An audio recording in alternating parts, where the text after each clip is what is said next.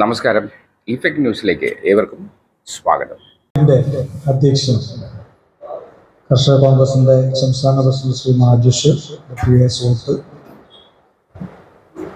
ജില്ലാ president Shri KJ Joseph, അതുപോലെ തന്നെ ബ്ലോക്ക് പ്രസിഡന്റായിട്ടുള്ള ശ്രീ ഫ്ലോർസൺ, ശ്രീ മിനി മാത്യൂസ് ഉൾപ്പെടെയുള്ള പ്രിയപ്പെട്ട സുഹൃത്തുക്കൾ, എനിക്ക് ചെറിയൊരു പ്രശ്നം, എൻ്റെ തൊണ്ടയ്ക്കുണ്ട്. 2-3 ദിവസമായിട്ട് ചുമയും കഫക്കെട്ടൊക്കെ ആയിട്ട് ഇരിക്കുകയായിരുന്നു. അതുകൊണ്ട് വോയിസ് റെസ്റ്റ് ഡോക്ടർ പറഞ്ഞതാണ്.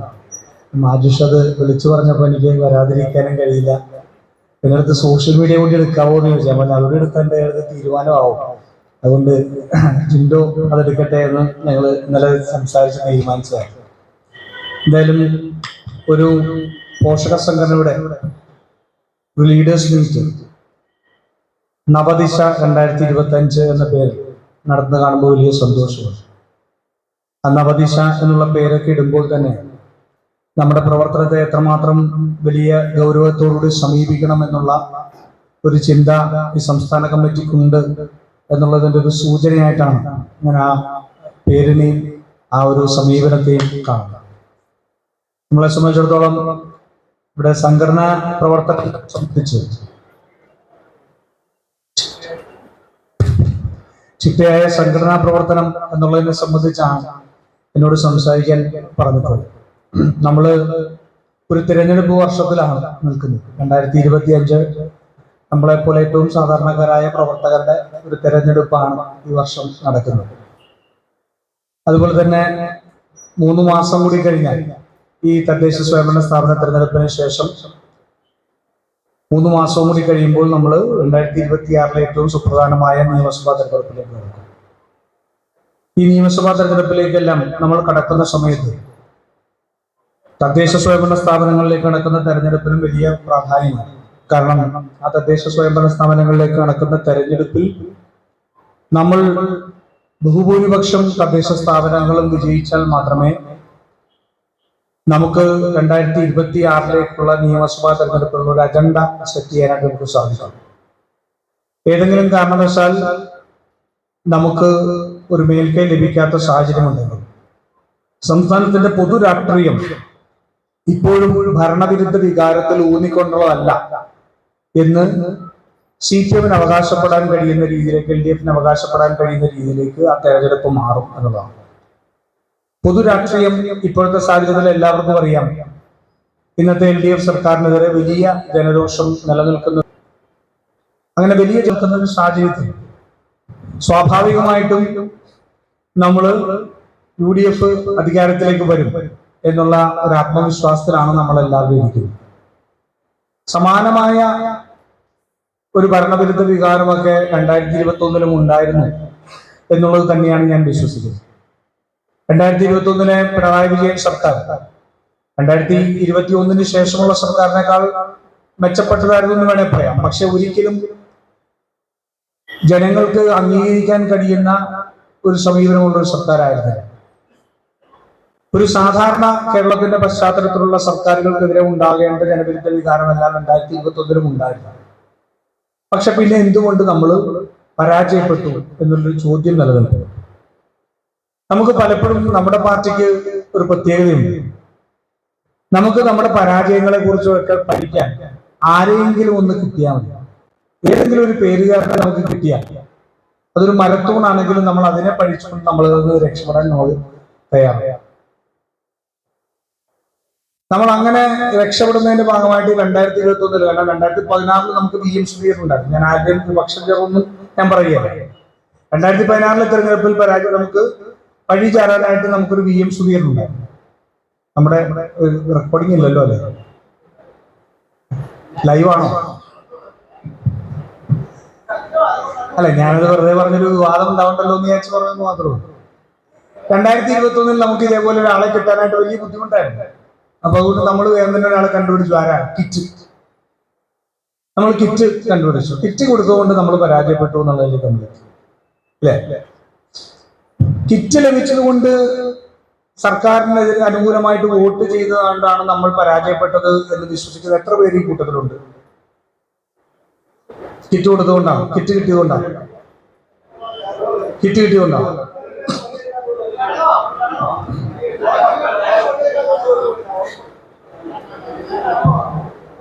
കേരളത്തിലെ ജനങ്ങളെ ഞാൻ അത് ആരെയും വിമർശിക്കാൻ വേണ്ടിയോ അല്ലെങ്കിൽ എതിർവാദമായിട്ട് ഞാൻ പറയുകയാണ്. കേരളത്തിൽ അല്ല, നമ്മൾ പരസ്പരം ചർച്ച ചെയ്യുന്നത് കേരളത്തിലെ ജനങ്ങൾ അത്രമാത്രം രാഷ്ട്രീയ പ്രബുദ്ധത ഇല്ലാത്തവരാണ് എന്ന് നമ്മൾ വിശ്വസിക്കരുത്. കേരളത്തിലെ ജനങ്ങൾക്ക് കൃത്യമായിട്ട് അവന്റെ അവകാശത്തെ കുറിച്ച് ബോധ്യമുള്ളവരാണ്. സർക്കാർ വീട് നൽകിയവർ പോലും, അല്ലെങ്കിൽ കഴിഞ്ഞ ഉമ്മൻചാണ്ടിയുടെ സർക്കാരിന്റെ സമയത്ത് 5 വർഷം കൊണ്ട് 4,34,552 വീടുകൾ വെച്ച് നടത്തിയ ഒരു ഗവൺമെന്റാണ്. അന്ന് ലൈഫില്ലായിരുന്നു, അല്ലേ? അത് ലൈഫില്ലായിരുന്നു. നമ്മൾ ലൈഫില്ലാതെ തന്നെ പല പദ്ധതിയിലൂടെ ഇന്ത്യ ആവാസ് യോജന, ചേട്ടൻ പറഞ്ഞ ഉൾപ്പെടെ, മത്സ്യത്തൊഴിലാളി വിഭാഗത്തിന് ഫിഷറീസ് ഡിപ്പാർട്ട്മെന്റ് ഉൾപ്പെടെ പട്ടികജാതി വിഭാഗങ്ങൾ, പട്ടികവർഗ വിഭാഗങ്ങൾ, തദ്ദേശ സ്വയംഭരണ സ്ഥാപനങ്ങൾ എല്ലാവരും കൂടി ഒന്നിച്ചു വെച്ച് വീട് കൊടുത്ത വീട് 4,34,552 വീടുകളാണ്. 8-9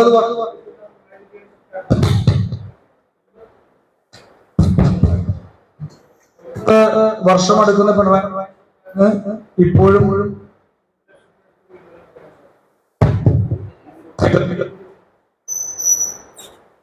ഇപ്പോൾ അവരെ ഔദ്യോഗികമായിട്ട് തന്നെ പറയുന്ന കണക്ക് അത്രമാത്രം വീടുകൾ മാത്രമാണ് അവർക്ക് വെച്ചു കൊടുക്കാൻ സാധിച്ചിട്ടുള്ളത്. അപ്പോ ജനങ്ങൾക്ക് നമ്മൾ 300 രൂപ ഇപ്പൊ പറയുന്ന കണക്കുകളൊന്നും നമ്മൾ വിശ്വസിക്കരുത്. PS അച്യുതാനന്ദൻ സർക്കാർ ഉണ്ടായിരുന്ന സമയത്ത് 16 ലക്ഷം പേർക്ക് 300 രൂപ വെച്ചായിരുന്നു പെൻഷൻ, ഇല്ലേ? ഉമ്മൻചാണ്ടിയുടെ ഗവൺമെന്റ് 36 ലക്ഷം പേർക്ക് 1,500 രൂപ വെച്ച് 2 പെൻഷനുകൾ കൊടുത്തിരുന്നു. എങ്ങനെയായിരുന്നു? ഒന്ന് സാമൂഹ്യ സുരക്ഷാ പെൻഷനും 2 ക്ഷേമ പെൻഷനും. 2 പെൻഷനുകൾ കൊടുത്തിരുന്നതാണ് 36 ലക്ഷം പേർക്ക്. ഇവരിപ്പോ ചാനലിലൊക്കെ വന്ന് പറയുന്ന ഒന്നുമല്ല വാസ്തവം. അപ്പൊ അങ്ങനെ കൊടുത്തിരുന്നു. അപ്പൊ ജനക്ഷേമ പ്രവർത്തനങ്ങളുടെ കാര്യത്തിൽ പിണറായി വിജയൻ സർക്കാരിനേക്കാൾ ഒരുപടി മുന്നിൽ തന്നെയായിരുന്നു ഉമ്മൻചാണ്ടി സർക്കാരിനുള്ള കാര്യം, യാതൊരു സംശയവുമില്ല. പിന്നെ ഉമ്മൻചാണ്ടി എന്ന് പറയുന്ന ഒരു ഭരണാധികാരി ഉണ്ടായിരുന്ന ജനകീയ അടിത്തറ എന്താണെന്നുള്ളതും ജനസമ്മതി എന്താണെന്നുള്ളതും നമുക്ക് അദ്ദേഹത്തിന്റെ മരണശേഷം ഉണ്ടായ കാര്യങ്ങളെ സംബന്ധിച്ച് നമുക്കറിയേണ്ട കാര്യം, പറയേണ്ട കാര്യമില്ല. അപ്പൊ അങ്ങനെയുള്ള ഒരു ഗവൺമെന്റ്, അല്ലെങ്കിൽ അങ്ങനെയുള്ള ഒരു പ്രതിപക്ഷ നേതാവ്, ഒരു പാർട്ടി ഉണ്ടായിരുന്ന ഒരു നേതാവ് കേവലം കിറ്റിന്റെ ബലത്തിൽ പിണറായി വിജയൻ തിരിച്ചു വന്നു എന്ന് പറഞ്ഞാൽ എനിക്കത് അംഗീകരിക്കാൻ കഴിയില്ല. നമ്മൾ കൃത്യമായ രാഷ്ട്രീയ നിരീക്ഷണം നടത്താത്തത് കൊണ്ട് സംഭവിക്കുന്ന ഒന്നാണ് എന്ന് മാത്രമേ എനിക്ക് അതിനെ സംബന്ധിച്ച് പറയുള്ളൂ. എവിടെയാണ് മാറ്റം ഉണ്ടായത്? മാറ്റമുണ്ടായത് 2016 തെരഞ്ഞെടുപ്പിൽ.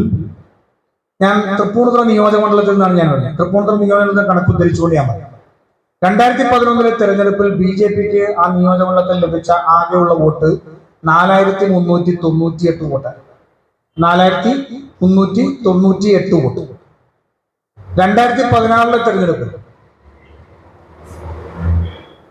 ആ BJPക്ക് 4,398 നിന്ന് 29,876 വോട്ടായിട്ട് വർദ്ധിച്ചു.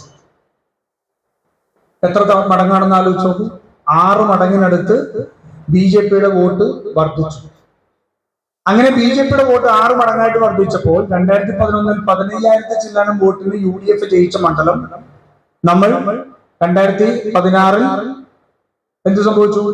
4,000 ചില്ലാനം വോട്ടുകൾക്ക് നമ്മൾ പരാജയപ്പെട്ടു. അത് ഏതെങ്കിലും സ്ഥാനാർത്ഥികളുടെ ഘടകങ്ങളൊക്കെ ഉണ്ടാവും, അതിലൊന്നും ഞാൻ പറയുന്നത്. പക്ഷെ ഒരു സ്ഥാനാർത്ഥിയെ മാത്രം നമ്മൾ പഴിചാടിക്കൊണ്ട് നമുക്ക് തള്ളിക്കളയാൻ കഴിയുന്ന ഒരു തെരഞ്ഞെടുപ്പ് റിസൾട്ട് ആയിരുന്നില്ല തൃപ്പൂണിത്തുറയിലെ എന്ന് ഞാൻ പറയാം. അതേസമയം 2021 തെരഞ്ഞെടുപ്പിൽ BJPയുടെ ആ വോട്ട് 29,876 നിന്ന് 23,750 കുറഞ്ഞു. 4,000-5,000 വോട്ട് കുറഞ്ഞു. അപ്പോൾ നമ്മൾ 992 വോട്ടിന് നമ്മൾ അവിടെ വിജയിച്ചു. പല നിയോജക മണ്ഡലങ്ങൾ എടുത്തു നോക്കിയാലും BJP എന്ന് പറയുന്ന ഒരു ശക്തി 3ാം ശക്തിയായിട്ട് ഉയർന്നു വന്നതോടുകൂടി ഭരണവിരുദ്ധ വികാരമുള്ള വോട്ടുകൾ ഭിന്നിച്ചു പോയതാണ് 2021 തെരഞ്ഞെടുപ്പിൽ നമ്മൾ പരാജയപ്പെടാനുണ്ടായ കാരണം. ആ പരാജയത്തിന്റെ തുടക്കം 2016 മുതലായിരുന്നു എന്നുള്ള കാര്യത്തിൽ ആർക്കും ഒരു തർക്കവും വേണ്ട. അല്ലെങ്കിൽ 2016 തെരഞ്ഞെടുപ്പിലും നമ്മൾക്ക് ജയിക്കാനുള്ള സാധ്യതകൾ ഉണ്ടായിരുന്നു. ഒരുപക്ഷെ ഒരു തുടർ ഭരണം ചരിത്രത്തിൽ സാധ്യമാക്കാൻ കഴിയുന്ന ഒരു തെരഞ്ഞെടുപ്പ് 2016 ആയിരുന്നു വിശ്വസിക്കുന്ന ഒരാളാണ് ഞാൻ. പക്ഷെ BJPക്ക് ഉണ്ടായ ഏകദേശം 5 ഇരട്ടിയോളം 6 ഇരട്ടിയോളം പല പ്രധാനപ്പെട്ട മണ്ഡലങ്ങളിലും ഉണ്ടായ ഒരു വോട്ടെടുപ്പ്, അതാണ് കോൺഗ്രസിനെ പരാജയപ്പെടുത്തുന്ന നിലയിലേക്ക് എത്തിയത്. ഒന്ന്. ഇനി 2021 തെരഞ്ഞെടുപ്പിൽ എന്ത് സംഭവിച്ചു എന്ന് ചോദിച്ചാൽ അതിനകത്ത് എനിക്കൊരു വേർഷൻ ഉണ്ട്. എത്ര പേര് അംഗീകരിക്കും എന്നുള്ളതിനെ സംബന്ധിച്ച് എനിക്കറിയില്ല. പക്ഷെ പലയിടത്തും അത് അംഗീകരിക്കപ്പെടുന്നുണ്ടെന്നുള്ളത് കൂടി ഞാൻ പറയാം. കേരളത്തിന്റെ പൊതു മനസ്സ് ഇടതുപക്ഷ സ്വഭാവമുള്ള മനസ്സാണ്. അത് ഇടതുപക്ഷം എന്ന് പറഞ്ഞാൽ നമ്മൾ ഒരിക്കലും CPM ആണെന്നും CPI ആണെന്നും തെറ്റിദ്ധരിക്കരുത്. ഒരു പൊളിറ്റിക്കൽ സ്പെക്ട്രത്തിൽ നമ്മുടെ ഒരു രാഷ്ട്രീയ നിലപാട് നിർണ്ണയിക്കുന്നതാണ് നമ്മൾ സെൻട്രൽ ആണോ, സെൻട്രൽ ലെഫ്റ്റ് ആണോ, സെൻട്രൽ റൈറ്റ് ആണോ എന്നുള്ളത് നമ്മുടെ നിലപാടുകൾക്കനുസരിച്ചാണ്. അതിനെക്കുറിച്ച് വിശദമായിട്ട് ഞാൻ പോകുന്നില്ല. അങ്ങനെ നമ്മൾ എപ്പോഴും ഒരു സെൻട്രൽ ലെഫ്റ്റിൽ നിൽക്കുന്ന ഒരു സമൂഹമാണ് കേരളത്തിൽ. അതുകൊണ്ടാണ് ആ ലെഫ്റ്റും സെൻട്രൽ ലെഫ്റ്റുമായിട്ടുള്ള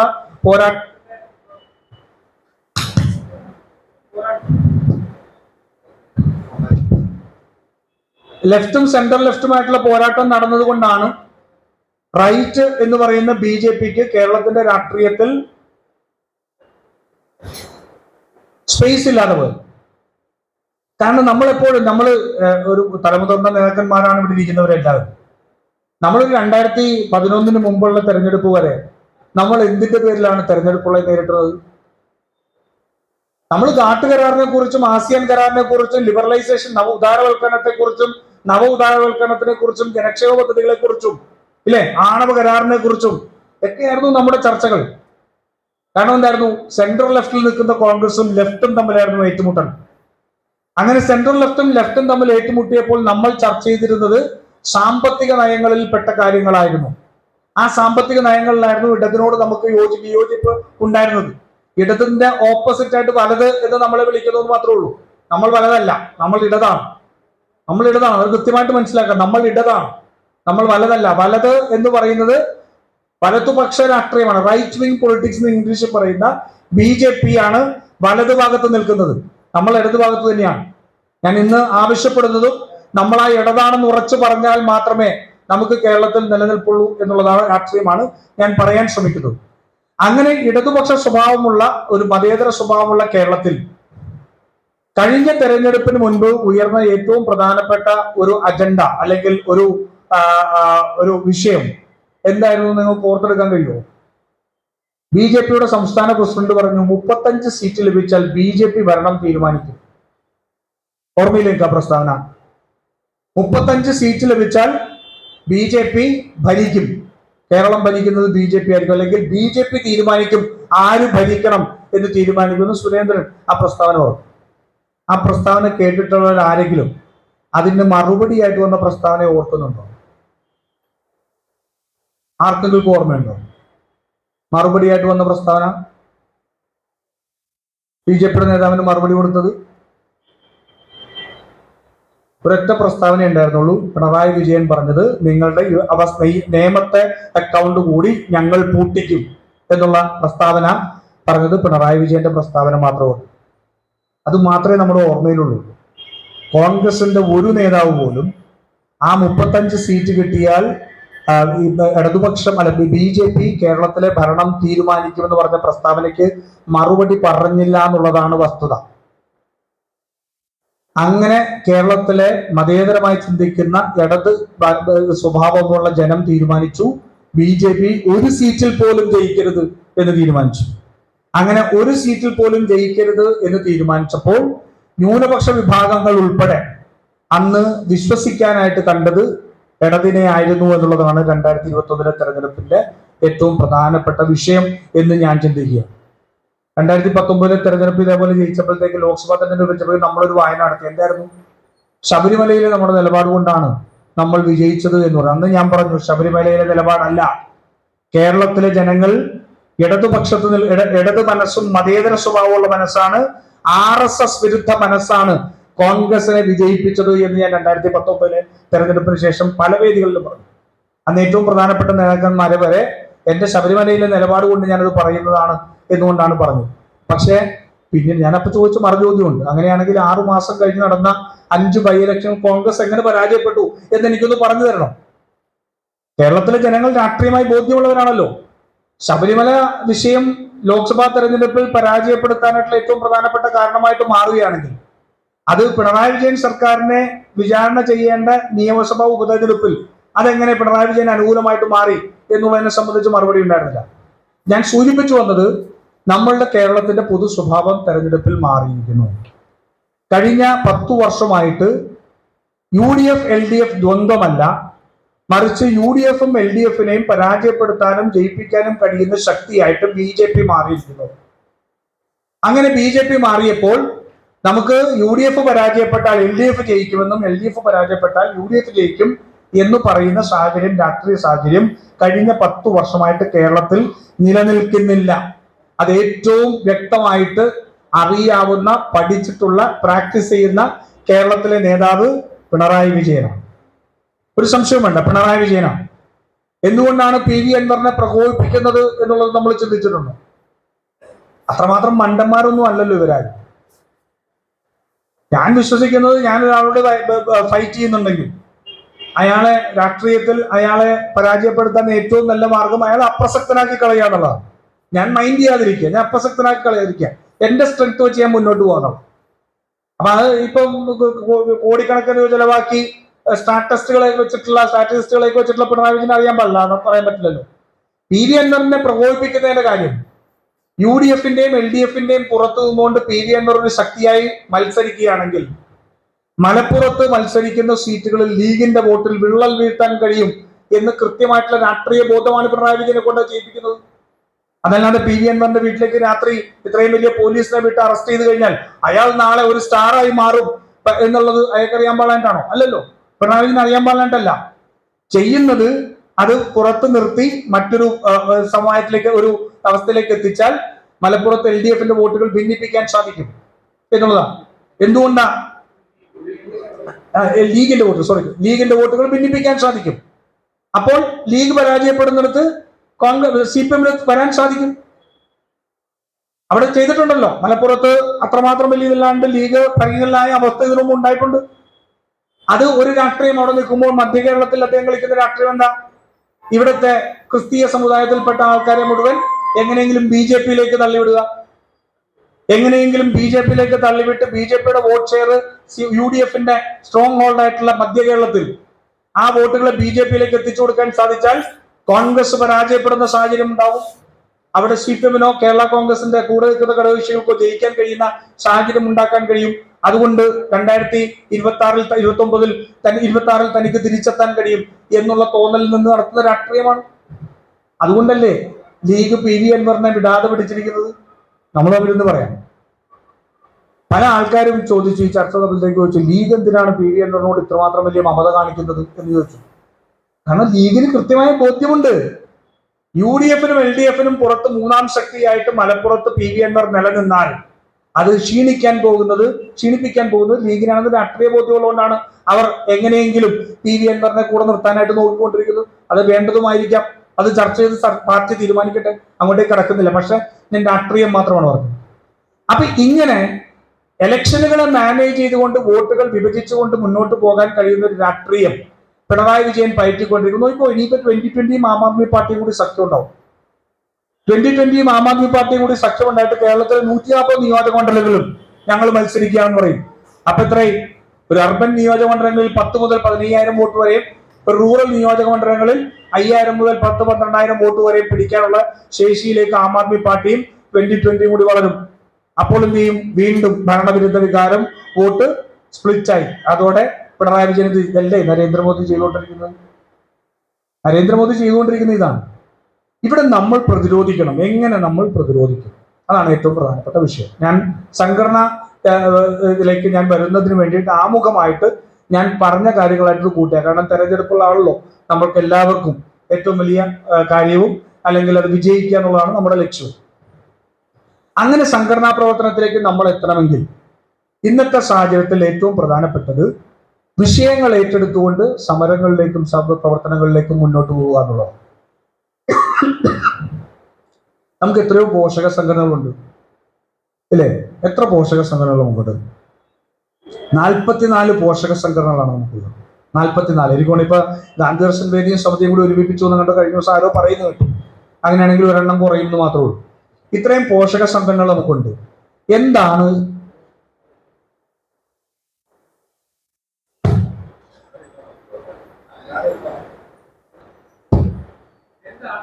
പോഷക സംഘടനകൾ? വാസ്തവത്തിൽ എന്താണ് ചെയ്യുന്നത് എന്നുള്ളതാണ് ഏറ്റവും പ്രധാനപ്പെട്ട ചോദ്യം. ഞാൻ കർഷക കോൺഗ്രസിലേക്ക് ഉൾപ്പെടെ ഞാൻ വരാം. പക്ഷെ പലപ്പോഴും നമ്മുടെ പോഷക സംഘടനകൾ എന്ന് പറയുന്നത് അക്കോമഡേഷന് വേണ്ടിയിട്ടുള്ള മാത്രം കാര്യങ്ങളായിട്ട് മാറിക്കൊണ്ടിരിക്കും. അക്കോമഡേഷൻ അപ്പുറം പാർട്ടിയിൽ പോസ്റ്റ് ലഭിക്കാത്തവരെ അപ്പോയിന്റ് ചെയ്യുന്നതിനും അല്ലെങ്കിൽ ആർക്കെങ്കിലുമൊക്കെ റോൾ കൊടുക്കുന്നതിനും അപ്പുറം പോഷക സംഘടനകൾ അവരുടേതായ ചുമതല നിർവഹിക്കാത്ത അവസ്ഥയിലേക്ക് പോയിരിക്കുന്നു. ഞാൻ ചോദിക്കട്ടെ, CPM-നെ പിടിച്ചു നിർത്തുന്നത് എന്താ? ഇത്രമാത്രം വലിയ ആരോപണങ്ങൾ നേരിടുമ്പോൾ, ഇത്രയും മാത്രം വലിയ പ്രശ്നങ്ങൾ നേരിടുമ്പോൾ, ഞാൻ കഴിഞ്ഞ തെരഞ്ഞെടുപ്പിൽ ഉൾപ്പെടെ ഞാൻ ചില ആൾക്കാരോട് ഞാൻ ചോദിച്ചു, സംസാരിച്ചപ്പോഴത്തേക്ക് വീടുകൾ കയറിയപ്പോൾ ഞാൻ പറഞ്ഞു, പെൻഷൻ കിട്ടിയിട്ട് 6 മാസമായില്ലേ?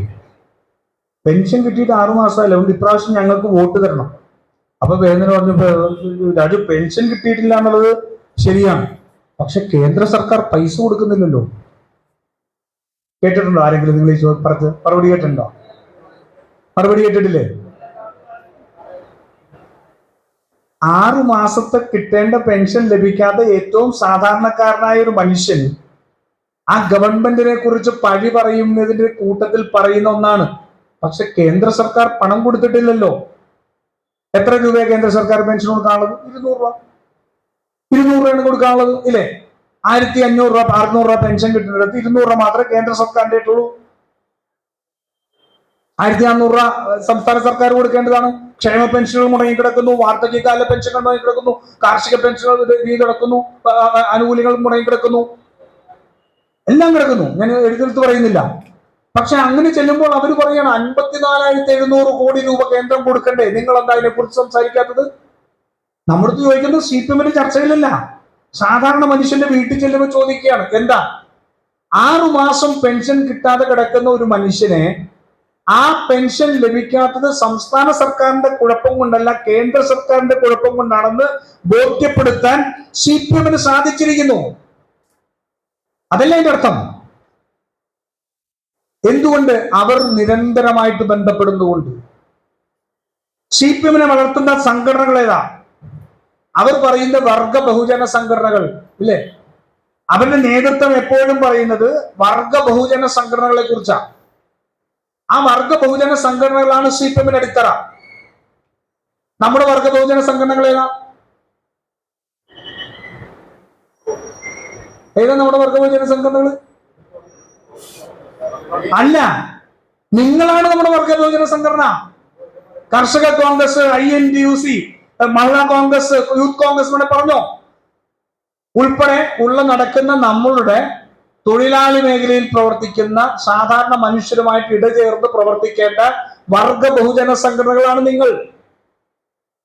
നമ്മൾ അതാണെന്നുള്ള ബോധ്യം പോലും നമുക്ക് നഷ്ടപ്പെട്ടിരിക്കുന്നു എന്നുള്ളതാണ് നമ്മുടെ സംഘടനാ പ്രവർത്തനത്തിന്റെ അവസ്ഥ, ഇല്ലേ?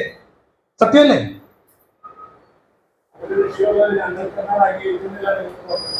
എന്തോ? അല്ലല്ല, ഞാൻ അതിലേക്ക് വരാം. ഞാൻ ആദ്യം ഇത് പറഞ്ഞതിന് ശേഷം പറയാം. ഇതെല്ലാം ഈ പറയുന്നതിന്റെ മുഴുവൻ കുറ്റം ഏറ്റെടുക്കേണ്ട ഇതിൽ നിൽക്കുന്ന ആളാണ് ഞാനെന്നും എനിക്ക് ബോധ്യമുണ്ട്.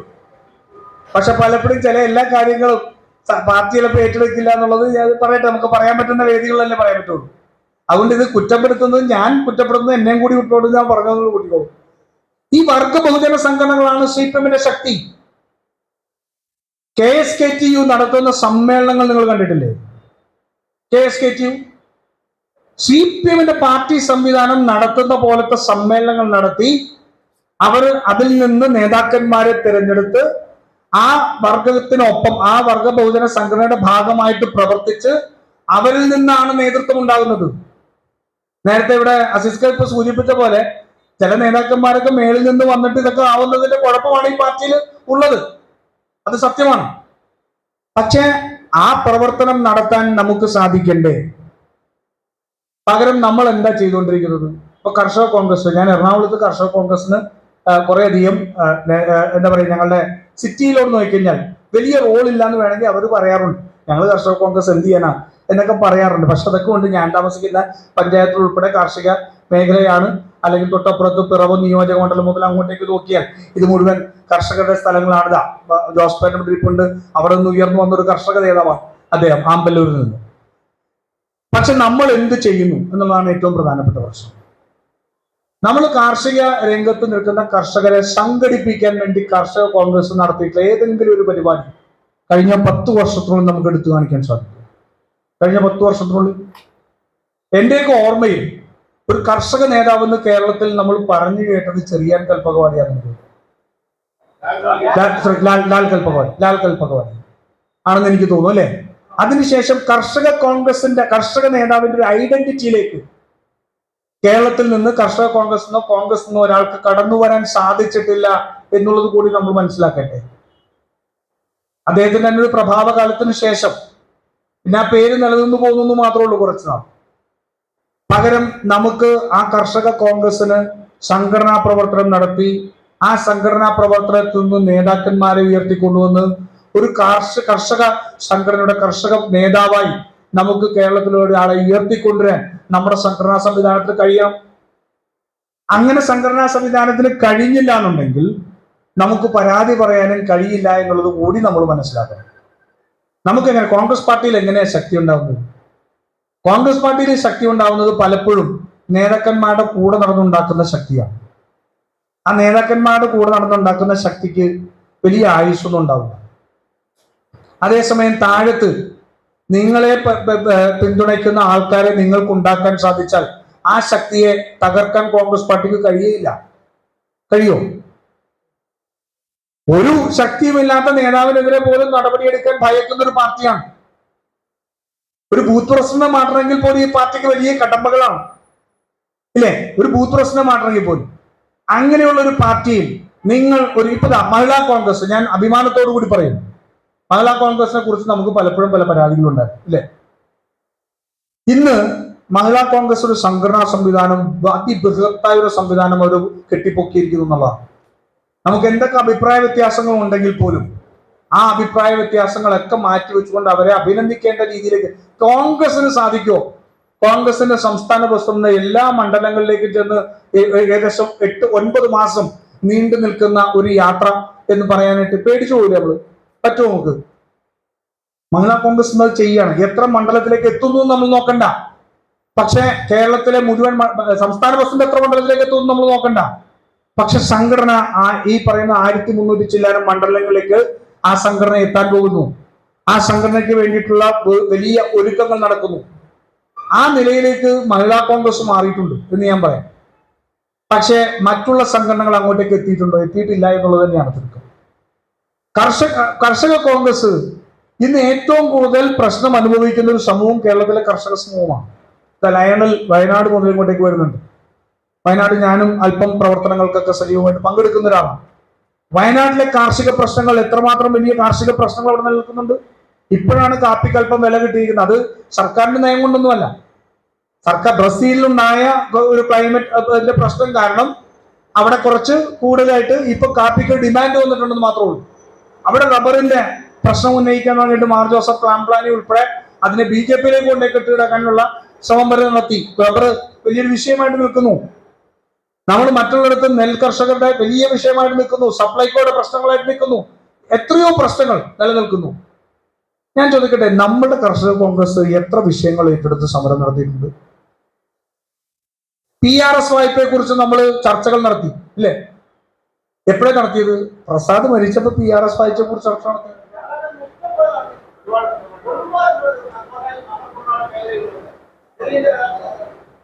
ശരി, അവിടെ നടത്തിയിട്ടുണ്ടെന്ന് അദ്ദേഹം പറയുന്നുണ്ട്.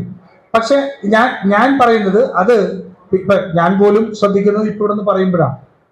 നമ്മൾ ഇത്തരത്തിലുള്ള വിഷയങ്ങൾ നിരന്തരമായി ഏറ്റെടുത്തുകൊണ്ട് നമുക്ക് മറ്റുള്ളവരെ കർഷകരെ സംഘടിപ്പിച്ചുകൊണ്ട് നമുക്ക് സമരങ്ങൾ നടത്താൻ സാധിക്കുന്നുണ്ടോ?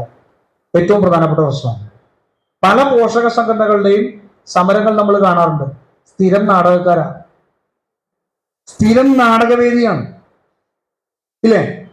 തൃപ്പൂണിത്തുറയിൽ ഇപ്പൊ ഞാൻ എന്നെ തന്നെ കുറ്റപ്പെടുത്തി പറഞ്ഞാൽ കുഴപ്പമില്ലല്ലോ ആർക്കും. തൃപ്പൂണിത്തുറയിൽ അവിടെ യൂത്ത് കോൺഗ്രസിന് സമരം നടത്തിയാലും അവിടെ മഹിളാ കോൺഗ്രസിന്റെ പരിപാടി നടത്തുമ്പോൾ കുറച്ച് മഹിളകൾ ഉണ്ടാവും. മറ്റേത് പോഷക സംഘടനയുടെ പരിപാടി നടത്തിയാലും ഞങ്ങൾ കുറെ സ്ഥിരം നാടകക്കാരുണ്ട്. ഞങ്ങൾ അവിടെ ചെന്ന് ആടും. ഒരു സ്ഥലമുണ്ട്, ആ സ്ഥലത്ത് നിന്ന് ഇതിനെ സംബന്ധിച്ച് നമ്മൾ ആടും. നമ്മൾ പ്രസംഗിക്കാൻ എഴുതിയിട്ട് നമ്മൾ പ്രസംഗിക്കും. പിറ്റേ ദിവസം രാവിലെ പ്രസംഗിച്ചതിന്റെ കൂട്ടത്തിൽ നമ്മുടെ ഒരു പേരും കൂടി വരുമ്പോഴത്തേക്ക് നമ്മൾ ഹാപ്പി ആവും. നമ്മുടെ പരിപാടി നടത്തിയവൻ ഫോട്ടോ വന്നാൽ സന്തോഷമായി, ഫോട്ടോ വന്നില്ലെങ്കിൽ അവന് വിഷമവുമാവും.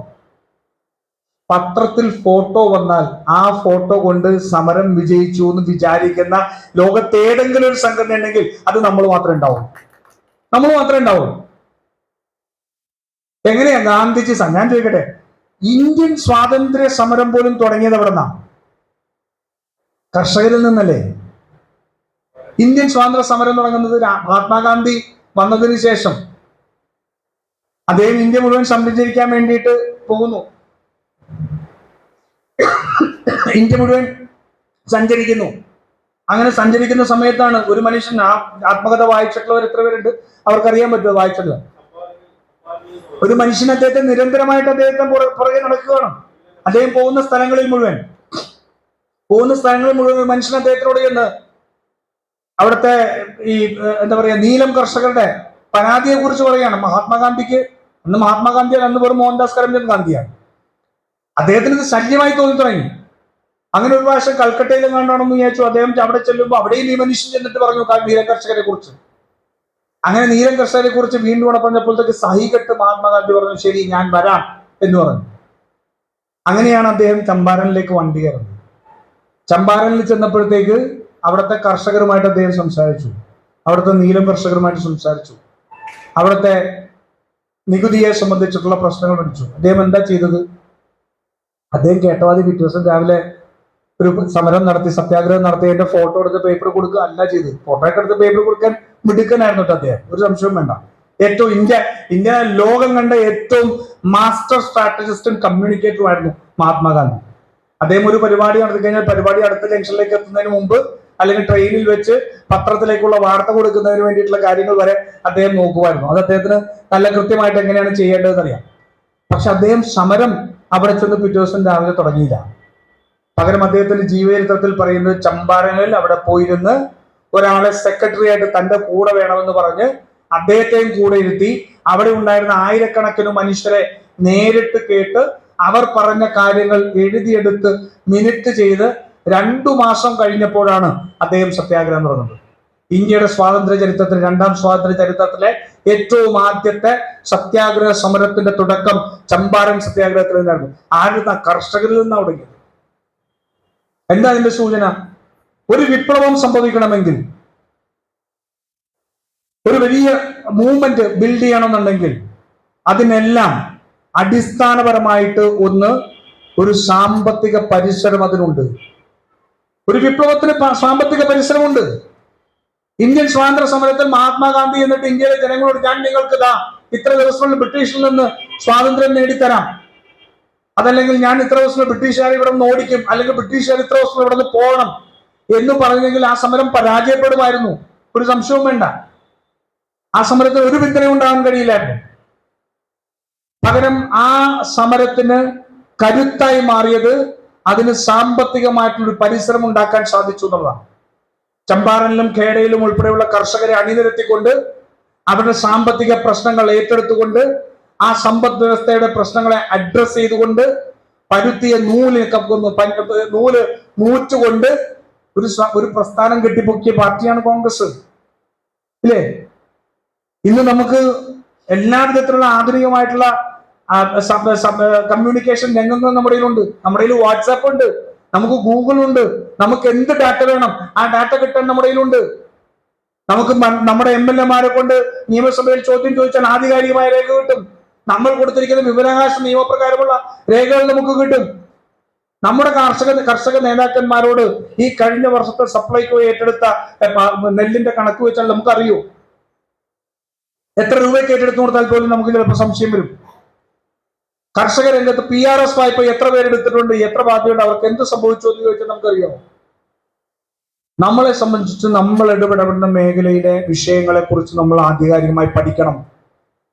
ആധികാരികമായി പഠിച്ച് അവരോട് അതിനുള്ള പ്രശ്നങ്ങൾ നമ്മൾ കമ്മ്യൂണിക്കേറ്റ് ചെയ്താൽ, ആ പ്രശ്നങ്ങളെ പഠിപ്പിച്ച് ആ ജനങ്ങളോട് നമ്മുടെ പാർട്ടിയിൽ നിന്ന് അകന്നു നിൽക്കുന്ന അല്ലെങ്കിൽ സ്വതന്ത്ര ചിന്തയിൽ നിൽക്കുന്ന മനുഷ്യരോട് നമുക്ക് സംസാരിക്കാൻ കഴിഞ്ഞാൽ, അവരെ സംസാരിപ്പിച്ചാൽ നമുക്ക് നമ്മുടെ കൂടെ കൂട്ടാൻ പറ്റും. അവരെ കൂട്ടി അവരുടെ ഏറ്റവും പ്രധാനപ്പെട്ട വിഷയങ്ങൾ ഏറ്റെടുത്ത് സമരം ചെയ്താൽ ആത്മാർത്ഥമായ സമരത്തിലേക്കാണ് നമ്മൾ പോകുന്നതെങ്കിൽ ആ മനുഷ്യർ നമ്മുടെ കൂടെ കൂടും. നമ്മൾ ഇന്നത് ചെയ്യുന്നില്ല. ഇവിടെ PRS വായ്പയെ സംബന്ധിച്ച് സമരം നടത്തി എന്ന് പറഞ്ഞു. അങ്ങയോട് ഉൾപ്പെടെ ഞാൻ ചോദിക്കുന്നു, നമുക്ക് എത്ര പുതിയ കർഷകരെ ആ സമരത്തിലേക്ക് കൊണ്ടുവരാൻ സാധിച്ചു? ഇല്ല. ഞാൻ നേരത്തെ പറഞ്ഞ സ്ഥിരം നാടകക്കാരുണ്ടാവും. കോൺഗ്രസിന്റെ ഭാരവാഹികൾ എന്താ ഇന്ന് സത്യം പറഞ്ഞാൽ പോഷക സംഘടന പോലും ചെയ്യുന്നത്? മണ്ഡലം ഭാരവാഹികൾ വേണം, ബ്ലോക്ക് ഭാരവാഹികൾ വേണം, നിയോജകമണ്ഡലം ഭാരവാഹികൾ വേണം, ജില്ലാ ഭാരവാഹികൾ വേണം. കോൺഗ്രസിന്റെ ബ്ലോക്ക് പ്രസിഡന്റുമാരോട് ചോദിക്കുകയാണ് ലിസ്റ്റ്. അല്ലെ? സത്യമല്ലേ? സത്യമല്ലേ? എന്നോട് ചോദിച്ചിട്ടുണ്ട്. കർഷക കോൺഗ്രസ് ജോസഫൻ ഉൾപ്പെടെ കർഷക കോൺഗ്രസിലേക്ക് ബ്ലോക്ക് കമ്മിറ്റിയിലേക്ക് വെക്കാൻ 5 പേരുടെ പേര് തരണം. എനിക്ക് കാർഷിക മേഖലയായിട്ട് എനിക്ക് എന്ത് ബന്ധം? ഞാൻ എന്ത് ചെയ്യും? എന്റെ കൂടെ നിൽക്കുന്ന മണ്ഡലം കമ്മിറ്റിയിൽ ഉൾപ്പെടുത്താൻ കഴിയാഞ്ഞ, ബ്ലോക്ക് ഉൾപ്പെടുത്താൻ കഴിയാഞ്ഞ, എന്നെ ചീത്ത പറഞ്ഞ് നടക്കുന്ന 5-6 പേരുണ്ട്. എന്നാ പിടിച്ചോ എന്ന് പറഞ്ഞു കൊടുക്കും. അവര് നാളെ കർഷക കോൺഗ്രസിന്റെ ബ്ലോക്ക് ഭാരവാഹികളായി. എന്ത് ഗുണം ഈ പാർട്ടി? പോഷക സംഘടനകൾ എന്ന് പറയുന്നത് കർഷക കോൺഗ്രസ് പോലെയുള്ള സംഘടനകൾ CPM-ൽ എങ്ങനെയാണോ വർഗ ബഹുജന സംഘടനകൾ, ഞാനിപ്പോ 73 പേര് ഉദയംപേരൂര് CPM വിട്ട് കോൺഗ്രസിലേക്ക് വന്നു. 73 പേരും. അത് കേരളത്തിലെ ഒരു വലിയൊരു മൂവ്മെന്റ് ആയി. അവർ വന്നതിന് ശേഷം എന്നോട് പറഞ്ഞു, ഞങ്ങൾക്ക് വർഗ ബഹുജന സംഘടനകളിൽ പ്രവർത്തിക്കാനുള്ള അവസരം തരണം. എന്ത് അവസരം ഞങ്ങൾക്ക് എടുക്കും? ഒന്ന് ചോദിച്ചു, ഒന്ന് ആലോചിച്ച് നോക്കി. അത് ഞങ്ങൾ മത്സ്യവുമായി ബന്ധപ്പെട്ട മത്സ്യക്കുഴപ്പമില്ല. ഞാൻ പറഞ്ഞു, ഉദയംപേരൂരാണ് ഞാൻ, മത്സ്യത്തൊഴിലാളി കോൺഗ്രസ് ഞാൻ അറേഞ്ച് തരാന്ന് പറഞ്ഞു. കർഷക കോൺഗ്രസ് വേണം. കർഷക കോൺഗ്രസ് എന്താ ചെയ്യുന്നത്? അവരെ സംബന്ധിച്ച് CPM-നായി 73, ഞാൻ ഇന്ന് അനുഭവിക്കുന്ന ഏറ്റവും വലിയ പ്രശ്നം അറിയോ? ഈ 73 വന്നതിൽ ഒരു 10-18 പേര് ലീഡർമാരാണ്. അവർക്ക് ഒരു ദിവസം അടങ്ങിയിരിക്കാൻ പറ്റില്ല. ഒരു ദിവസം അടങ്ങിയിരിക്കില്ല. ഒരു ഏരിയ കമ്മിറ്റി മെമ്പർ ഉൾപ്പെടെയാണ് വന്നത്. ദിവസവും രാവിലെയും ഉച്ചക്കും വൈകുന്നേരം എന്നെ വിളിക്കും, ഓരോ കാര്യങ്ങൾ പറഞ്ഞ് വിളിക്കും. നമുക്ക് ആ എനർജിയോടൊപ്പം ഓടാൻ കഴിയുന്നില്ല. അവർ വന്നിട്ട് ഞങ്ങൾക്ക് എന്തെങ്കിലും വർക്ക് ചെയ്യണം, ഞങ്ങൾക്ക് അങ്ങനെ ഇരിക്കാൻ പറ്റില്ല. നമ്മളെ സംബന്ധിച്ചിടത്തോളം നമ്മൾ ബ്ലോക്ക് കമ്മിറ്റികളും മണ്ഡലം കമ്മിറ്റികളും വിളിക്കുമ്പോൾ നമ്മൾ പോയിരിക്കുന്നതാണ് നമ്മുടെ രാഷ്ട്രീയ പ്രവർത്തനം. നമ്മുടെ രാഷ്ട്രീയ പ്രവർത്തനം മണ്ഡലം കമ്മിറ്റി ഒരു സമരം പറഞ്ഞു കഴിഞ്ഞാൽ എങ്ങനെയെങ്കിലും എവിടെന്നെങ്കിലും തട്ടിക്കൂട്ടി 25 പേരെ കൊണ്ടുവന്നിരുത്തുന്നതാണ് നമ്മുടെ രാഷ്ട്രീയ പ്രവർത്തനം. അതിന് പകരം ഇന്ന് കാർഷിക മേഖലയിൽ ഏറ്റവും കൂടുതൽ ദുരിതം അനുഭവിക്കുന്ന മനുഷ്യരുണ്ട്. കേരളത്തിലെ മുഴുവൻ മണ്ഡലം പുതിയ സംസ്ഥാന കമ്മിറ്റി എടുത്തിരിക്കുന്ന ഈ ഊർജം, ആ ഊർജം നമുക്ക് താഴെക്കടിയിലേക്ക് കൊണ്ടുപോകാൻ കഴിയണം. നമുക്ക് പുതുതായി നിലനിൽക്കുന്ന CPM-ൽ ഉൾപ്പെടെ നിൽക്കുന്ന ആൾക്കാർ അസ്വസ്ഥരായിട്ട് നിൽക്കുന്നവരുണ്ട്, സ്വതന്ത്രമായിട്ട് നിൽക്കുന്നവരുണ്ട്. അവരെ നമുക്ക് ഈ മേഖലയിലെ പ്രശ്നങ്ങൾ അഡ്രസ് ചെയ്യത്തക്ക രീതിയിൽ അവരെ നമുക്ക് വിളിച്ചുകൂട്ടി അവരോട് സംസാരിച്ച് അവരുടെ പ്രശ്നങ്ങൾ ഏറ്റെടുത്തുകൊണ്ട് പ്രാദേശികമായി സമരങ്ങൾ സംഘടിപ്പിക്കാൻ നമുക്ക് കഴിയണം. അങ്ങനെ സമരങ്ങൾ സംഘടിപ്പിച്ച് അവിടുത്തെ പ്രാദേശിക പ്രശ്നങ്ങൾ അവരോട് അഡ്രസ് ചെയ്ത് നമ്മൾ നിൽക്കുമ്പോൾ മാത്രമാണ് നമ്മുടെ ബേസ്, നമ്മുടെ അടിത്തറ നമുക്ക് വിപുലമാക്കാൻ കഴിയുക. ഇന്ന് എന്തിനാ ഈ പാർട്ടിയിലേക്ക് വരുന്നത്? ഒരാൾ അവിടെ നിന്ന് കാണിക്കും, ഇങ്ങനെ കാണിക്കും. സത്യമല്ലേ? എന്തിനാ ഈ പാർട്ടിയിലേക്ക് വരുന്നത്? നമ്മളൊന്ന് ആലോചിച്ച് നോക്കും. യുവജനങ്ങൾ എന്തിന് ഈ പാർട്ടിയിലേക്ക് വരുന്നു? ഞാൻ പലപ്പോഴും ചോദിക്കുന്ന ഒരു ചോദ്യം, അത് ലാനലൊക്കെ ഇവിടെയാണ്, ലാനലൊക്കെ പറ്റുമെങ്കിൽ അടുത്ത സംസ്ഥാന കമ്മിറ്റിയിലേക്ക് ഇത് പറയാം. എന്തിനാണ് യുവജനങ്ങൾ കോൺഗ്രസ് പ്രസ്ഥാനത്തിലേക്ക് വരേണ്ടത്? നിങ്ങൾ ഇന്ന് പുതിയ സമൂഹത്തിന്റെ രാഷ്ട്രീയം യൂത്ത് കോൺഗ്രസ് ഏറ്റെടുക്കുന്നുണ്ടോ? പുതിയ തലമുറ പറയുന്നുണ്ടോ? ഇല്ല. നിങ്ങൾക്ക് എന്നോട് വിയോജിപ്പുണ്ട്, എനിക്കറിയാം. പക്ഷെ നമുക്ക് വിയോജിക്കാനുള്ള അവകാശമുള്ളതുകൊണ്ട് ഞാൻ പറയാം. ശബരിമലയിലെ സമരത്തിന് ഞാൻ ഏറ്റവും എതിര് നിന്നിട്ടുള്ള ഒരാളാണ്. കാരണം ശബരിമലയിലെ സുപ്രീം കോടതിയുടെ വിധി വരുന്നതിന് വർഷങ്ങൾക്ക് മുമ്പ് തന്നെ ലേഖനങ്ങൾ ഉൾപ്പെടെ എഴുതിക്കൊണ്ട് ശബരിമലയിൽ സ്ത്രീ പ്രവേശനം സാധ്യമാക്കണമെന്ന് പറഞ്ഞൊരാളാണ് ഞാൻ. അതിനെതിരെ അഭിപ്രായമുണ്ട്, ഒരു സംശയമില്ല, നമുക്കെതിരെ അഭിപ്രായമുണ്ട്. പക്ഷെ ഞാൻ ഒരു കാര്യം ഞാൻ പറയാം. നമ്മൾ ആ ശബരിമലയിലേക്ക് സ്ത്രീകളെ പ്രവേശിപ്പിക്കുന്നതിന് വേണ്ടിയിട്ടുള്ള സമരം നടത്തിയ സമയത്ത് CPM ഇപ്പുറത്തുനിന്ന് നടത്തിയ മറ്റൊരു സമരമുണ്ട്. എന്തായിരുന്നറിയോ? അല്ലേ? ആർത്തവം എന്നായിരുന്നു ആ സമരത്തിന്. ഞാൻ അവരുടെ നമ്മളുടെ പ്രവർത്തന രീതിയെ വിശദീകരിക്കാൻ വേണ്ടി മാത്രം പറയുന്നതാണ്. വിഷയത്തിന്റെ മെറിറ്റ് നിങ്ങൾ മാറ്റിക്കോളൂ. പ്രവർത്തന രീതി എങ്ങനെയാണ് ഒരു ആർഗ്യുമെന്റും കൗണ്ടർ ആർഗ്യുമെന്റും ഉണ്ടാക്കുന്നതിനെ കുറിച്ചാണ് ഞാൻ പറയുന്നത്. നമ്മൾ ഇപ്പുറത്ത് നിന്ന് ശബരിമലയിൽ സ്ത്രീകളെ പ്രവേശിപ്പിക്കാൻ പാടില്ല എന്ന് പറഞ്ഞുകൊണ്ട് നമ്മൾ പ്രകടനം നടത്തി. ആ പ്രകടനത്തിൽ ഉണ്ടായിരുന്നത് മുഴുവൻ ഒരു 40 വയസ്സുകൾക്ക് മേലെയുള്ള സവർണ ഹിന്ദുത്വ വിഭാഗത്തിൽപ്പെട്ട സ്ത്രീകളായിരുന്നു. ഒരു സംശയം വേണ്ടതായിരുന്നു. ചെറുപ്പക്കാരൊന്നും അതിനകത്തുണ്ടായിരുന്നില്ല. അതേസമയം ഇപ്പുറത്തിന് ആർത്തവം എന്നൊരു പരിപാടി നടത്തി. നമ്മളെല്ലാവരും ഇരുന്ന് വിമർശിച്ചു. നവോത്ഥാന മതിൽ അവിടെ നിൽക്കട്ടെ, നവോത്ഥാന മതില് വേറെ ഒരു അജണ്ടയായിരുന്നു. ഇപ്പുറത്ത് ആർത്തവം നടത്തിയപ്പോൾ നമ്മളെല്ലാവരും വിമർശിച്ചു. അതിന്റെ കവാടത്തെ ഉൾപ്പെടെ നമ്മൾ വിമർശിച്ചു, ഇല്ലേ? പക്ഷെ അവര് ചെയ്തത് എന്താണെന്നറിയാമോ?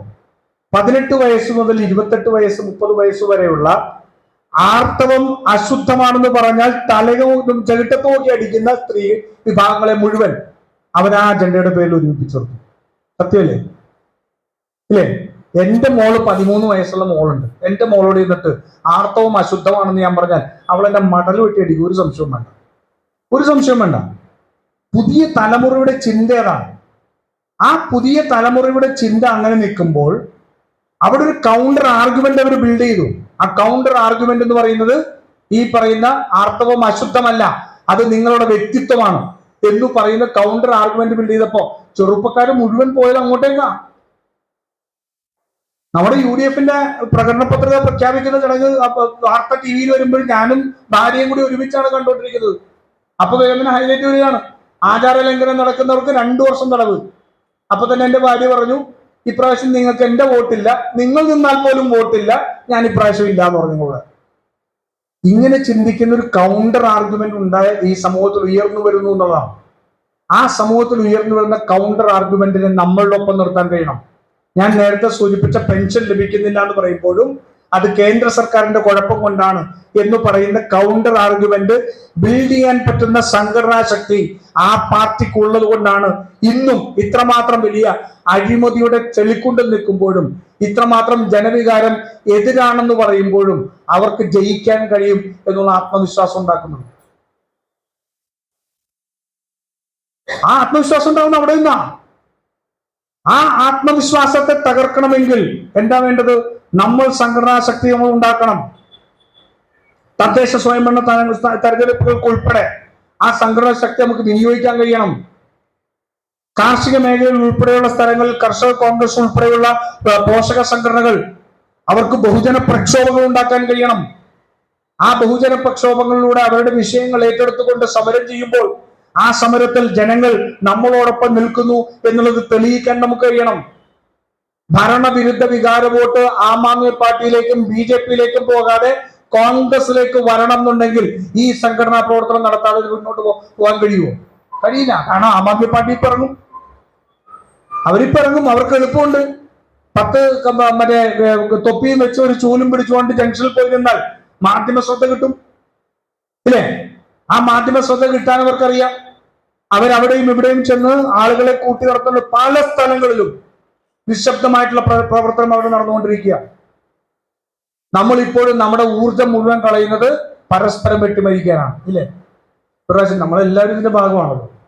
പ്രാവശ്യം ഇവിടെ നിന്ന് വണ്ടി എടുത്തുകൊണ്ട് നേരെ തിരുവനന്തപുരത്തേക്ക് പോവാം. മണ്ഡലം ബസ്സിനെ മാറ്റണം. ഇത് മണ്ഡലം ബസ് പുതിയ ആള് പറയുന്ന ആളെ വെക്കാതിരിക്കാൻ വേണ്ടി പോവാണ്. അവിടെ ചെന്ന് KPC പ്രസിഡന്റിനെ കണ്ട് തിരിച്ചു പോകുന്ന വഴിക്ക് ഞാൻ പറഞ്ഞു, നമ്മളിപ്പോ 5000 രൂപയുടെ ഡീസൽ അടിച്ചു. പിന്നെ നമ്മൾ 5 പേര് ഉണ്ടായിരുന്നു. 5 പേര് ഉച്ചയ്ക്ക് ഭക്ഷണം കഴിച്ചു, രാത്രിയിലത്തെ ഭക്ഷണം കഴിച്ചു, രാവിലത്തെ ഭക്ഷണം കഴിച്ചു. ഇതെല്ലാം കൂടി നോക്കുമ്പോൾ ഒരു 8000-8500 രൂപ ചെലവുണ്ട്. ഞാൻ ചോദിച്ചു, നമുക്കവിടെ 2 ദിവസം CPM-നെതിരെ പബ്ലിക് മീറ്റിംഗ് വിളിച്ച് നടത്താനുള്ള പൈസ ആയിട്ടുണ്ടായിരുന്നു. നമ്മൾ പരസ്പരം വെട്ടിക്കൊണ്ട് നമ്മുടെ ഊർജവും പണവും മുഴുവൻ ചെലവാക്കുന്നത് CPM-നെതിരെ പോരാടേണ്ട അല്ലെങ്കിൽ BJPക്കെതിരെ പോരാടേണ്ട ഊർജമാണ്. നമ്മൾ വെട്ടിക്കൊണ്ടിരിക്കുക. നമ്മൾ എങ്ങനെ ജയിക്കും? നമുക്ക് ആൾക്കാരെ താക്കാതിരിക്കാൻ വേണ്ടിയിട്ടുള്ള പ്രവർത്തനമാണ് നമ്മുടെ രാഷ്ട്രീയ പ്രവർത്തനം എന്ന് പറയുന്നത്. ഞാൻ അവിടെ പോയിട്ട് മാധുകൃഷ്ണനെ എനിക്ക് അടിക്കണം എന്നുണ്ട്. ഞാൻ മാധുകൃഷ്ണനെ അടിക്കാൻ വേണ്ടി പോകുന്നതിന് മുമ്പ് ഇവിടെ നിന്ന് ഈ ഇരിക്കുന്ന എല്ലാവരെയും അടിച്ചടിച്ച് അങ്ങോട്ടേക്ക് പോകാന്ന് വെച്ചാൽ അവിടെ എത്തുവോ? അവിടെ മാധുകൃഷ്ണൻ അവിടെ സുഖമായിട്ടിരിക്കും. ഞാൻ നിങ്ങളെയൊക്കെ അടിച്ചടിച്ച് ഇവിടെ തന്നെ തീർന്നു, ഇല്ലേ? സംഭവിക്കുന്നത് പിണറായി വിജയൻ അവിടെ സുഖമായിട്ടിരിക്കുകയാണ്. നമ്മൾ ഇങ്ങനെ പരസ്പരം ഇങ്ങോട്ടും വെട്ടിക്കൊണ്ട്, നിങ്ങളല്ല, മേളിൽ മുതൽ ഇങ്ങോട്ടേക്കുള്ള മുഴുവൻ ആൾക്കാരും പഠിച്ചിട്ടുള്ള ഒരേ ഒരു രാഷ്ട്രീയം ഇപ്പോൾ കഴിഞ്ഞ ഏകദേശം 10-30 വർഷമായിട്ട് പരസ്പരം വെട്ടാനാണ്. പരസ്പരം വെട്ടി വെട്ടി വെട്ടി വെട്ടി ഈ അവസ്ഥയിലെത്തി, 21-ലെത്തി. അപ്പോഴും നമ്മൾ തീർന്നിട്ടില്ല, നമ്മൾ ഇനിയും വെട്ടുക. നമ്മുടെ വെട്ടൽ തുടർന്നുകൊണ്ടിരിക്കും. അപ്പൊ ആ വെട്ടൽ മാറ്റണം എന്നുണ്ടെങ്കിൽ നമ്മളുടെ സംഘടനാ സംവിധാനം ശക്തിപ്പെടുത്തി പഞ്ചായത്ത് തെരഞ്ഞെടുപ്പ് നമുക്ക് ജയിക്കാൻ കഴിയണം.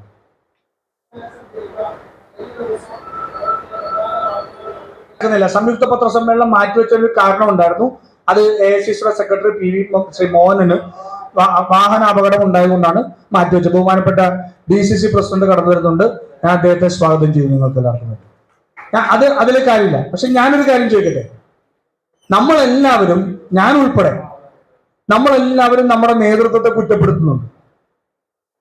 ഇന്ത്യ ജയിച്ചു വരേണ്ട ഉത്തരവാദിത്തം രാഹുൽ ഗാന്ധിക്കാണ്. അതാണ് നമ്മുടെ ലക്ഷ്യം. ഇന്ത്യ ജയിച്ചു വരണമെങ്കിൽ അതിന്റെ ഉത്തരവാദിത്വം രാഹുൽ ഗാന്ധിക്കാണ്. കേരളം ജയിക്കണമെങ്കിൽ അതിന്റെ ഉത്തരവാദിത്വം VD സതീശനും K സുധാകരനുമാണ് എന്നുള്ളത് നമ്മൾ കണക്കാക്കി വെച്ചിരിക്കുകയാണ്. ഇവർ ജയിച്ചില്ലെങ്കിൽ നമുക്ക് ഇവരെ ചീത്ത പറയാനായിട്ടുള്ള അധികാരമൊക്കെ ഉണ്ട്. ആ അധികാരം നമുക്ക് കിട്ടുന്ന എപ്പോഴാണെന്നറിയോ? നമ്മുടെ സ്വന്തം വാർഡ് ജയിക്കണം. നമ്മുടെ സ്വന്തം വാർഡ് ജയിക്കാൻ രാഹുൽ ഗാന്ധിയും K സുധാകരന്റെയും VD സതീശന്റെയും ഒന്നും ആവശ്യമില്ല. നമ്മൾ മാത്രം മതി.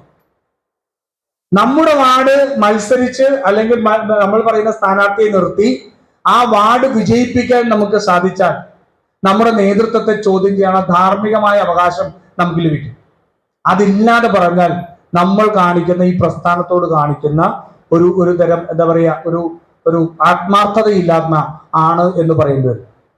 നമുക്ക് ആത്മാർത്ഥത ഇല്ലായ്മ നമ്മുടെ പ്രവർത്തനത്തിൽ കഴിഞ്ഞ കുറെ നാളുകളായിട്ട് വന്നിട്ടുള്ളതാണ്. രാഹുൽ ഗാന്ധി ഭാരത് ജോഡോ യാത്ര നടത്തി. കന്യാകുമാരിയിൽ നിന്ന് കാശ്മീർ വരെ യാത്ര നടത്തി, ഇല്ലേ? കന്യാകുമാരിയിൽ നിന്ന് കാശ്മീർ വരെ 4082 കിലോമീറ്റർ അദ്ദേഹം യാത്ര ചെയ്തു. മഞ്ഞയിലൂടെ, മഴയിലൂടെ, എല്ലാം അദ്ദേഹം നടന്നു. വെയിലിലൂടെ, കനത്ത വെയിലിലൂടെ എല്ലാം അദ്ദേഹം നടന്ന് യാത്ര നടത്തി. അദ്ദേഹം നമ്മളോട് എന്താ പറഞ്ഞത്? 4082 കിലോമീറ്റർ ഈ ഭ്രാന്തൻ നടക്കുന്നുണ്ട്. ഈ രാജ്യത്ത് വിദ്വേഷവും വെറുപ്പും ഇല്ലാതെയാക്കാൻ വേണ്ടി ഈ ഭ്രാന്തൻ നടക്കുന്നുണ്ട്. താടിയും മുടിയും നീട്ടി വളർത്തിന്ന് നിങ്ങളുടെ 1.5 കിലോമീറ്റർ ചുറ്റളവിൽ ബൂത്തിൽ പോയെന്ന് പറയണം എന്ന് പറഞ്ഞു. പാർട്ടി പറഞ്ഞു, അല്ലേ? നിങ്ങൾ 1.5 കിലോമീറ്റർ ചുറ്റളവുള്ള ബൂത്തിൽ ഇങ്ങനെ ഒരാൾ നടക്കുന്നുണ്ട്, വിദ്വേഷത്തിനും വർഗീയതയ്ക്കും എതിരായിട്ട് സ്വന്തം ജീവൻ പണയം വെച്ചോണ്ട്. ഞാൻ ആ യാത്രയുടെ മുന്നിൽ ഉണ്ടായിരുന്ന ഒരാളാണ്. കേരളത്തിലെങ്കിലും മുന്നിൽ നടക്കുമ്പോൾ ആൾക്കാർ ഇങ്ങനെ ഓടി വരും ഇദ്ദേഹത്തെ കെട്ടിപ്പിടിക്കാൻ വേണ്ടി. അദ്ദേഹത്തെ കെട്ടിപ്പിടിക്കാൻ വേണ്ടി ഓടി വരുമ്പോൾ ഞാൻ നോക്കാറുള്ള അദ്ദേഹം കയ്യിലേക്കാണ്. ഒരു കഠാരയോ എന്തെങ്കിലും അയാളുടെ കയ്യിലുണ്ടോ എന്നുള്ളതാണ് ഞാൻ നോക്കിക്കൊണ്ടിരുന്നത്. കാരണം പുറകിൽ നടക്കുന്ന ജീവൻ അത്രമാത്രം വലിയ വിലപ്പെട്ട ജീവനായിരുന്നു. അങ്ങനെ ആ ജീവനെ പോലും വിലവെക്കാതെ ഇന്ത്യയിലെ ഏറ്റവും വലിയ തീവ്രവാദ ഭീഷണിയുള്ള പുൽവാമയിൽ കൂടി പോലും നടന്ന് സെക്യൂരിറ്റി ഏജൻസികൾ വാഹനത്തിലല്ലാതെ നടക്കാൻ പാടില്ല എന്ന് പറഞ്ഞിട്ട് അവഗണിച്ചുകൊണ്ട് അതിലൂടെ നടന്ന് അദ്ദേഹം പോയത് എന്തിനായിരുന്നു? ഈ രാജ്യത്തെ രക്ഷിക്കാൻ വേണ്ടിയാണ്, ഈ പാർട്ടിയെ രക്ഷിക്കാൻ വേണ്ടി, ഈ രാജ്യത്തെ രക്ഷിക്കാൻ വേണ്ടിയാണ്. അദ്ദേഹം 1.5 കിലോമീറ്റർ ചുറ്റളവുള്ള ബൂത്തിൽ കയറി ഞാൻ നടക്കുന്നു എന്ന് പറയാൻ പറഞ്ഞിട്ട് അത് പറയാൻ മനസ്സ് കാണിക്കാത്തവരാണ് നമ്മൾ. സത്യമല്ലേ? നമ്മൾ ആലോചിക്കണ്ടേ? നമ്മുടെ ബൂത്തിൽ കയറി നമ്മളത് പറഞ്ഞില്ല. നമ്മൾക്ക് കേരളത്തിലെയും കേന്ദ്രത്തിലെയും നേതാക്കന്മാരെ പഴി പറഞ്ഞു. കേന്ദ്രത്തിലെയും നേതാക്കന്മാരെ പഴി പറഞ്ഞ് രക്ഷപ്പെടാൻ നമുക്ക് സാധിക്കുമോ? നമുക്ക് പറ്റുമോ? പറ്റില്ല. നമുക്ക് ധാർമ്മികമായ അവകാശമില്ല. ആ ധാർമ്മികമായ അവകാശം വേണമെങ്കിൽ നാം പ്രവർത്തനം ഏറ്റെടുക്കണം. തെരഞ്ഞെടുപ്പുകൾ ജയിപ്പിക്കാൻ നമ്മുടെ ബൂത്തും നമ്മുടെ വാർഡും നമ്മൾ ജയിച്ചേ അടങ്ങൂ. അത് എന്റെ ഉത്തരവാദിത്വമാണ് എന്നുള്ള ബോധ്യം നമുക്ക് വേണം.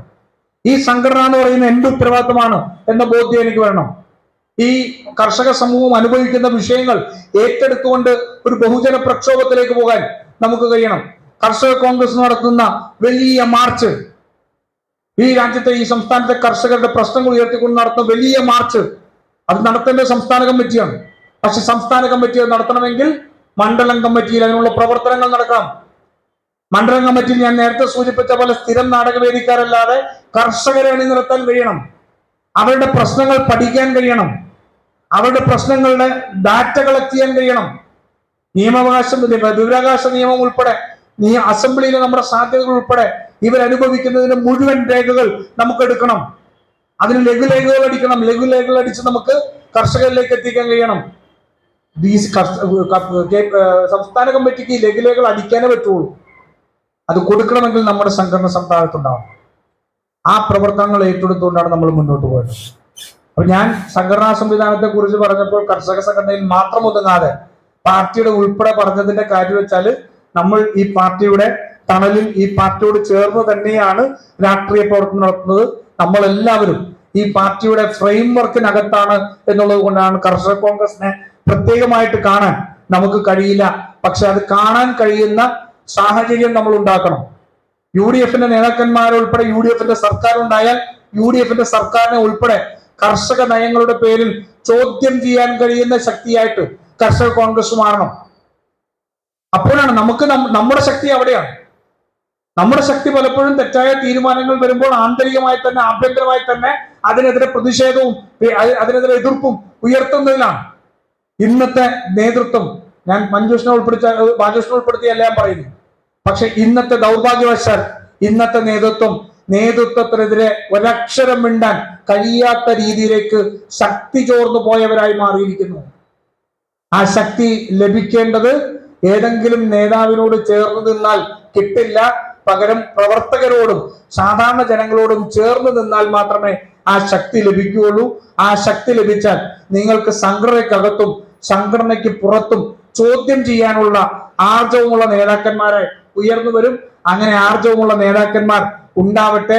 കൽപ്പകവാടിക്ക് ശേഷം കേരളത്തിൽ നിന്ന് കർഷക നേതാക്കന്മാർ എന്ന് പറയാൻ കഴിയുന്ന ഒരു ഗാലക്സി ഓഫ് ലീഡേഴ്സിനെ ഉണ്ടാക്കാൻ ഈ സംസ്ഥാന കമ്മിറ്റിക്ക് കഴിയട്ടെ എന്ന് മാത്രം ആശംസിച്ചുകൊണ്ട് ഞാൻ നിർത്തുന്നു. നമസ്കാരം.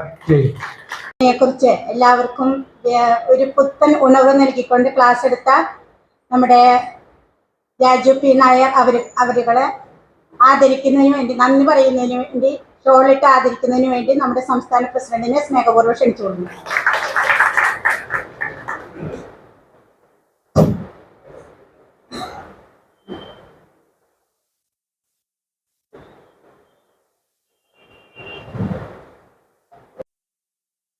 വാർത്തകളും വിശേഷങ്ങളും ഇവിടെ അവസാനിക്കുന്നില്ല. കൂടുതൽ വാർത്തകളും വിശേഷങ്ങളുമായി വീണ്ടും കാണാം. അതുവരെ ഏവർക്കും നന്ദി, നമസ്കാരം.